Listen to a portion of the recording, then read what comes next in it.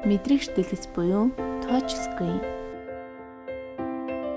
3 төрлийн мэдрэгч дэлгэц байдаг.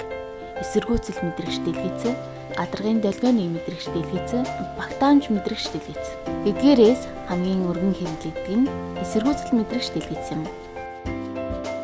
Эсэргүүцэл мэдрэгч дэлгэц нь дэлгэц, захилгаангүйдэл дамжуулагч давхарга, тусгаарлагч цэгүүд, захилгаангүйдэл дамжуулагч давхарга, пластик давхаргуудаас бүрдэнэ.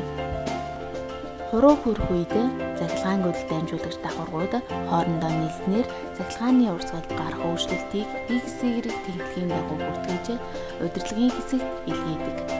Мэдрэгч дэлгэцийн давуу тал нь хэрэглэгч дэлгэцэн гарч байгаа өгдөлтэй шууд харьцах боломжтой ба ямар нэгэн нэмэлт заагч төхөөрөмж ашиглахгүй зөвхөн гараараа удирдах боломжтой. Мэдрэгч дэлгэцтэй төхөөрөмжүүдэд лаптоп, десктоп, таблет, ухаалаг гар утас гэх мэт төхөөрөмжүүд багтана.